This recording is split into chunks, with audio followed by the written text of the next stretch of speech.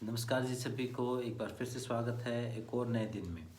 आज 18th day है, 18वां दिन है हमारा। तो मैंने जो वर्कआउट में किया वो आज 2 किलोमीटर की सिंपल रनिंग की, कंफर्टेबल रनिंग की। नॉर्मली क्या था कि मैं स्पीड बढ़ा के कर रहा था, कभी इंटरवल्स कर रहा था। आज ज़्यादा कोई एक्सपेरिमेंट नहीं किया मैंने, लेकिन कंफर्टेबल रनिंग की और अपनी टेक्निक के ऊपर, अपने तरीके के भागने के तरीके के ऊपर भी मैं काम कर रहा हूँ। मुझे पता चला अभी कि उसमें कुछ अभी दिक्कत है जिसकी वजह से मैं अपनी लेग्स को ओवर यूज कर रहा था, तो उसको मैं अभी करेक्ट कर रहा हूँ। तो अभी मैंने स्पीड और किसी एम को नहीं रखा, सिंपल अभी प्रैक्टिस कर रहा हूँ। और अभी शायद मुझे 1-2 महीने लगेंगे इसको परफेक्ट करने में और ठीक करने में, तभी मैं कर पाऊँगा ढंग से। वही बात है, फाउंडेशन पहले ठीक हो जाएगी तो फिर आगे हम कंप्लीट कर पाएंगे। 21 डेज होने वाले हैं। 21 डेज के बाद मैं वीक में 2 या 3 बार रनिंग, और बाकी टाइम जो मेरा पहले का शेड्यूल रहता था, योगा और स्ट्रेंथ एक्सरसाइजेज मिक्स करके जो मैं प्रैक्टिस करता था, वही सारी चीज़ें मिक्स प्रैक्टिस करूँगा। मॉर्निंग में प्राणायाम वगैरह और भी चीज़ें ऐड करेंगे, वो मैं आपको वर्कआउट प्लान साथ साथ में देता भी रहूँगा। साथ में कुछ खान पान का भी एक्सपेरिमेंट करेंगे।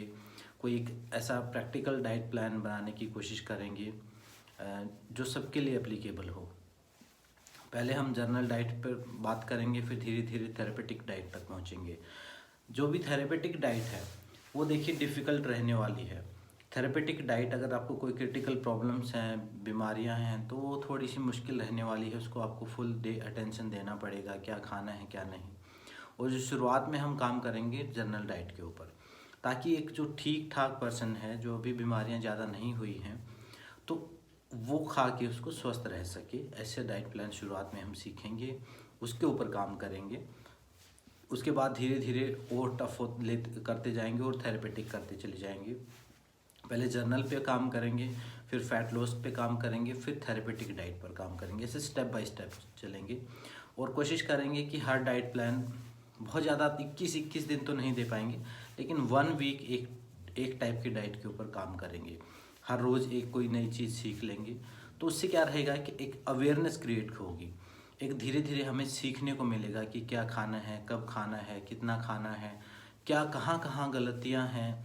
हम देखिए हर रोज़ नई डाइट प्लान, नई नई नई चीज़ नहीं खा सकते। ना ही कोई फैंसी डाइट सबके बस की बात है लेनी, और ना ही कोई मैसेज करेगा तब आप क्या खाना है, तब वो आप डिसाइड नहीं कर पाएंगे। क्योंकि नॉर्मली क्या रहता है कि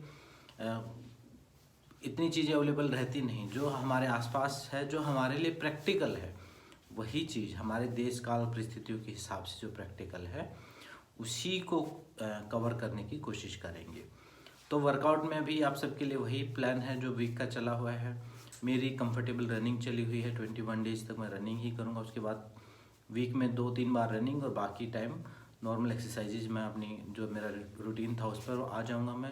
और जो आप चले हुए हैं, आपके लिए भी मैं गाइड करूँगा कि आगे क्या कर सकते हैं, अलग अलग टाइप के लोगों के लिए।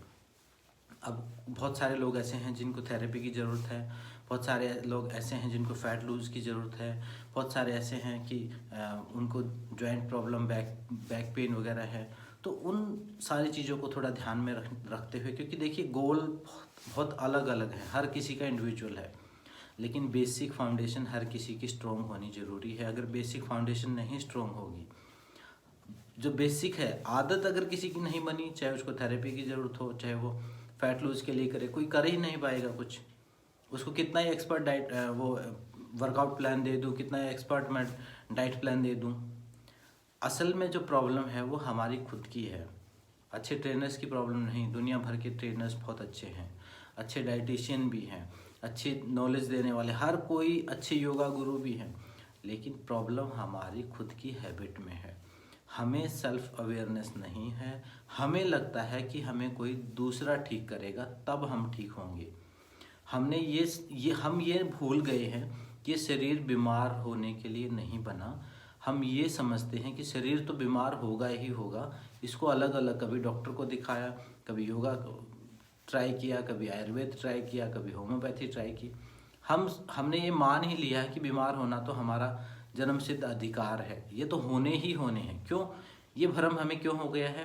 क्योंकि हमारे आसपास कोई स्वस्थ है ही नहीं। किसी को भी देख लो, किसी का वेट ज़्यादा है, किसी का कम है, किसी को वेट नॉर्मल है तो बैक प्रॉब्लम है, नहीं तो कॉन्स्टिपेशन है, किसी को कुछ है, किसी को कुछ है, किसी को स्ट्रेस है, किसी को नींद नहीं आती, किसी को भूख नहीं लगती, किसी को कुछ, इतनी सारी बीमारियां हैं। हमने ये हमारे सबकॉन्शियस माइंड ने, हमारे अंदर अंतर्मन जो है, अंतर्मन ने ये मान लिया है कि हम बीमार होंगे ही होंगे। लेकिन है उल्टा, हर बीमारी की हम सालों साल तैयारी करते हैं, तब जाके हम बीमार होते हैं। कोई ऐसा नहीं कि एकदम से आई बीमारी लग गई। ऐसी तो जो इन्फेक्शन से जो डिजीज़ फैलती हैं, जैसे अभी ये कोरोना चला हुआ था, ये भी तब होगा जब आपकी इम्यूनिटी लो होगी, नहीं तो ये भी कोई असर नहीं, बेअसर हो जाएगा आपके ऊपर। तो ऐसे तो हज़ारों लाखों कीटाणु, हर बैक्टीरिया हमारे अंदर जाते बीमारियों के, हर कोई थोड़ा काम कर पाता है हम पर। तो अगर हम स्वस्थ होना चाहते तो अपने स्वाभाविक जो स्टेज, जो प्रकृति ने जो हमें इम्यूनिटी दी थी, प्रकृति ने जो शरीर दिया था, उस लेवल तक तो एटलीस्ट हमें आना पड़ेगा। प्रकृति ने जो हमें खान पान दिया था, पहले तो हम 0 लेवल तक आने की कोशिश करेंगे। जो स्वास्थ्य है, जिसको हम हेल्थ समझते हैं, वो तो 0 लेवल है। वो तो हेल्थ की बिगिनिंग स्टेज है कि कोई बीमारी नहीं है और एक जनरल फिटनेस हमारी ठीक है, एक सामान्य ह्यूमन बीइंग, एक सामान्य मनुष्य हैं हम, तो वो 0 लेवल है। उससे आगे फिर हेल्थ शुरू होती है, उससे आगे आप कितने फिट हैं, उससे आगे कितने आप भाग पाते हैं, उससे आगे कितने आपके अंदर स्ट्रेंथ है, फ्लेक्सिबिलिटी है, कितनी मेंटल स्ट्रेंथ है, क्या कंसंट्रेशन लेवल है, फिर और चीज़ों के ऊपर काम करना है हमें। अभी तो हम उस 0 लेवल तक ही, मतलब हम घर से स्कूल तक जाने में ही जूझ रहे हैं, और हम सपने देख रहे हैं PhD लेवल की, बातें कर रहे हैं PhD लेवल की। अभी हम बिल्कुल बिगिनिंग लेवल पर हैं। तो शुरुआत अपनी जनरल हेल्थ से शुरू करें। अपना height, weight, body weight, body fat, जो बेसिक सी चीज़ें हैं उनके ऊपर काम करें। जो अपना BP शुगर नॉर्मल होना ज़रूरी है, वो ठीक हो जाएंगे।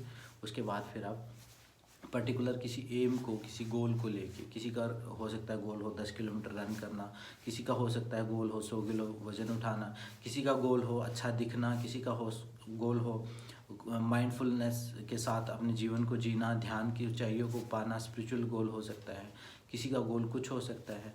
ऐसे बहुत सारे गोल हो सकते हैं। उसके बाद भी अभी हम जिस चीज़ को हेल्थ समझते हैं, तो हेल्थ की शुरुआत है, वो तो 0 लेवल है। उससे आगे हम बढ़ने की कोशिश करेंगे, और थोड़ा धीरे, इस यात्रा में हम धीरे धीरे चलेंगे, लेकिन कोशिश करें कि जेन्युइन तरीके से चलें। नॉर्मल क्या रहता है कि अभी जो जितनी भी हेल्थ हमारे आसपास, हमें जो हेल्थ के नाम पर जो सुनने को, सीखने को मिलता है, वो 90% तो मार्केटिंग है। 10% उसमें से कुछ बातें ठीक भी हैं।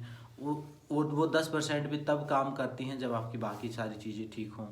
बेसिक जो जनरल जो फाउंडेशन है वो ठीक हो, तब वो 10% काम करती हैं। बाकी 90% तो हमें हर चीज़ को मैनिपुलेट करके बताया जा रहा है, चाहे वो डाइट हो, चाहे एक्सरसाइज हो, चाहे वो न्यूट्रिशन हो, चाहे मेडिसिन हो, चाहे वो आयुर्वेदिक मेडिसिन हो। मैनिपुलेशन भरी हुई है, हर कोई कुछ ना कुछ बेच रहा है। वो अपनी जगह ठीक है, हम गलत हैं, क्योंकि हमारे अंदर जो जनरल, जो बेसिक अवेयरनेस है वो नहीं है। अगर बेसिक अवेयरनेस होगी तो उसके बाद आप उन सारी चीज़ों को भी समझ पाओगे, फॉलो करना चाहोगे तो कर पाओगे, आपके पास चॉइस होगी, और एक बेसिक अंडरस्टैंडिंग आपके पास हेल्थ की, वेलनेस की होगी। तो उसके बाद आप अच्छे से अपने जीवन को जी भी पाएंगे, और चीज़ों के बारे में भी सोच पाएंगे।